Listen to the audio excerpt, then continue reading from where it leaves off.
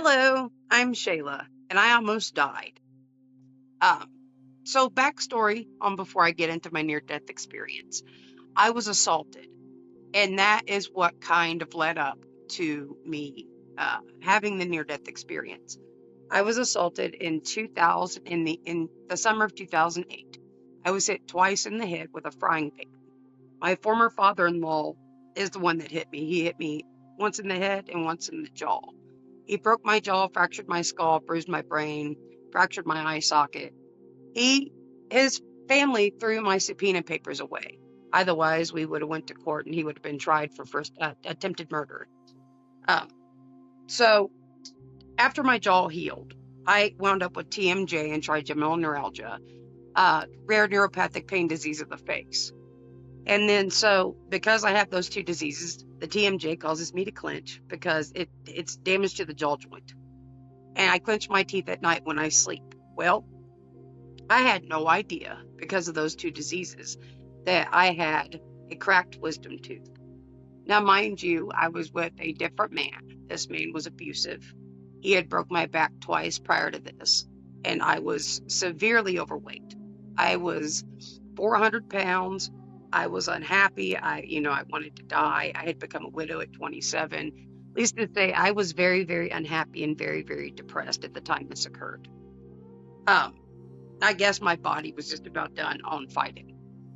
Well, on June 29th, 2019, my head and face were swelled out real badly on the left side of my head and neck, which is the same side I was assaulted on. So I went to the hospital by ambulance, and they give me a dose of ketamine and they give me a dose of fentanyl to try to ease the pain because the swelling was just so bad and it was getting worse with time. Well, they tell me they're going to put me in ICU to try to monitor my airway because it looked as though the swelling was going down to my neck. I went to sleep June 29th and I woke up around July 21st. Unable to walk, talk, or write. I remember while I was in a coma for a total of 3 weeks, and I could hear them, the doctors telling my current husband that I was going to die, that my organs were failing. I had septic shock, and my airway was closed. I had already had a trach. I already got the trach in. I'd already had one surgery as was. My body was done. Well, during the first surgery, my heart stopped. Well, my heart stopped during the first surgery when they had to give me the trach, the emergency trach. My heart stopped for 10 minutes. And during that 10 minutes, I went to hell. And I remember enough to tell you that it was very, very dark, that I couldn't see my hand in front of my face. It stunk like flesh, like decaying flesh and death.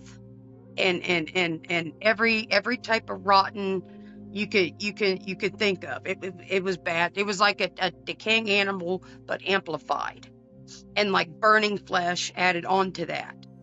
And there was flames, but they weren't emitting any light. And I could hear a lot of screams, but I couldn't see anybody. I couldn't see anybody around me. And out of the ground were 6 or 7 demons that crawled out of the ground, and they were coming toward me, but they weren't very big. They weren't very large.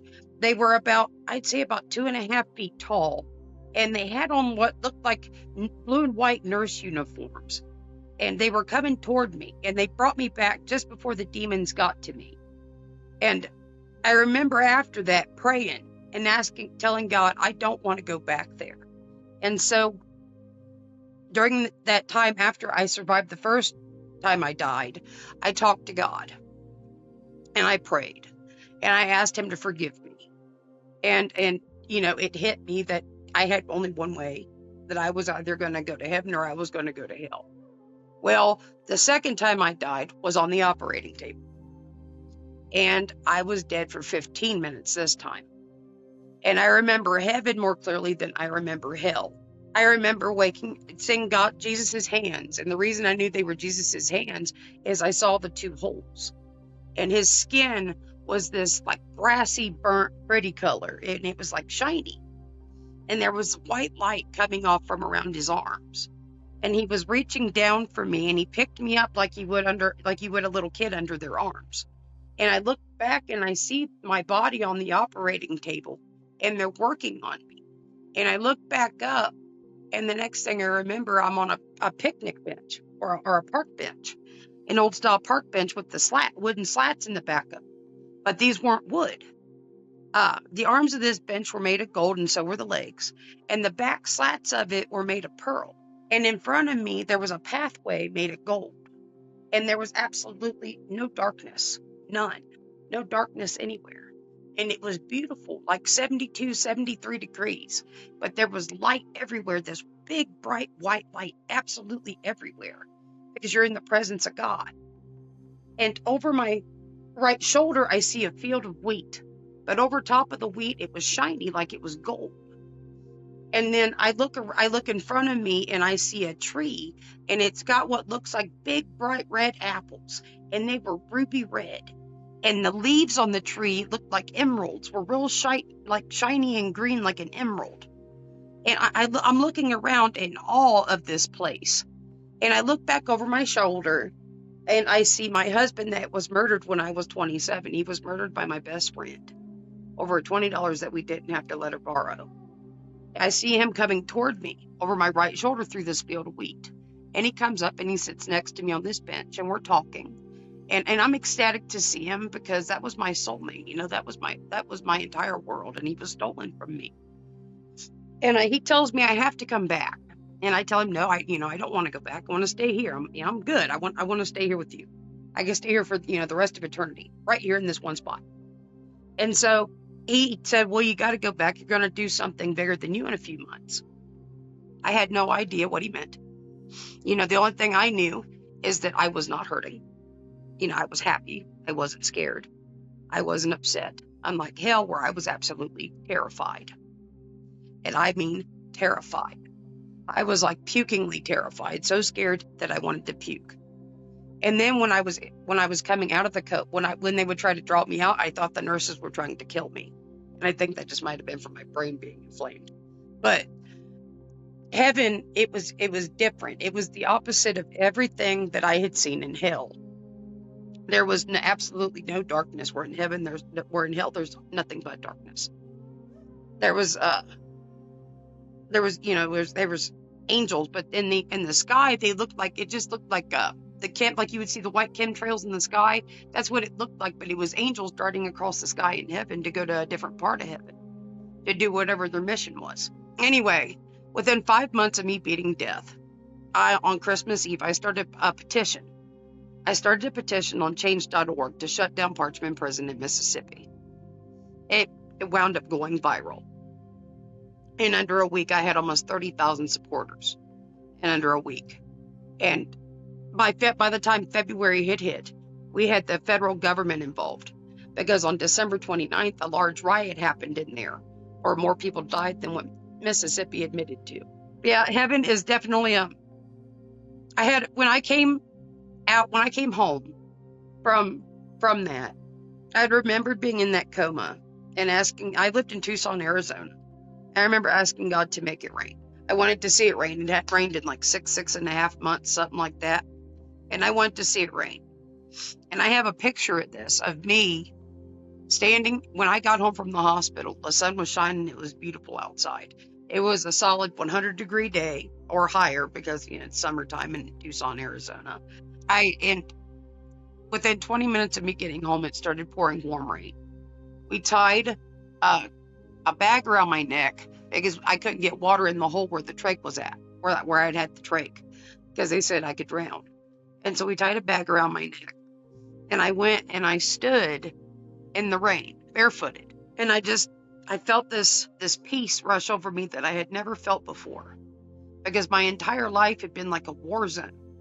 I had survived being sold to pedophiles. I've been, from childhood. Now I've beat death and survived all this destruction and chaos and stuff like that, and have seen just about every card the devil has to deal. And now here I am standing out there, and now I've done talked to the Lord and got right with him, and now I feel peace that I have never felt before rush over me from head to toe. And that was God telling me, you do know you're going to be all right. We're going to make it. And so after that, my faith and everything just changed. I kept having these epiphanies. Within a week of me getting out of the hospital, my husband at the time told me that I should have died and I don't deserve respect. Well, I don't think he realizes just how close to death I was, even though they told him. This front muscle in my neck is gone. It's gone. A lot of the stuff on this side is gone, especially around my jugular vein. It's gone because it was all rotted. I had septic shock. I had necrotizing fasciitis. I had Ludwig's angina. I had pneumonia and bronchitis, and that was from the intubation. I got the pneumonia and bronchitis. But I had a 95% chance of dying and a 2.5-hour window left to live by the time I made it to the hospital. So heaven and hell are both real, and Jesus Christ is the only way to get to heaven. I'm going to tell you now, that changed my whole life, my entire life. I have not been the same since then. My faith is stronger than it ever has been.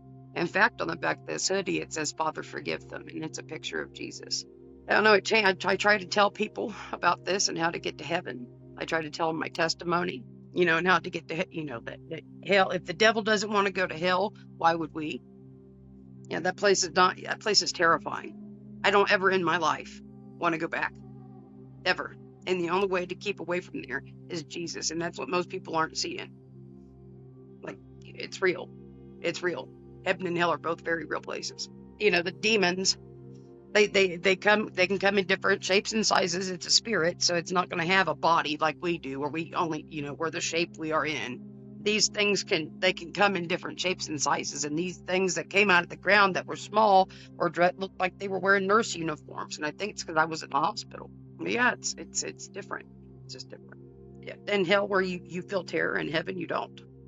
In heaven you don't have to worry about being hurt. You don't have to worry about people being mean to you. You don't have to worry about you don't feel any pain, any sadness, any sorrow.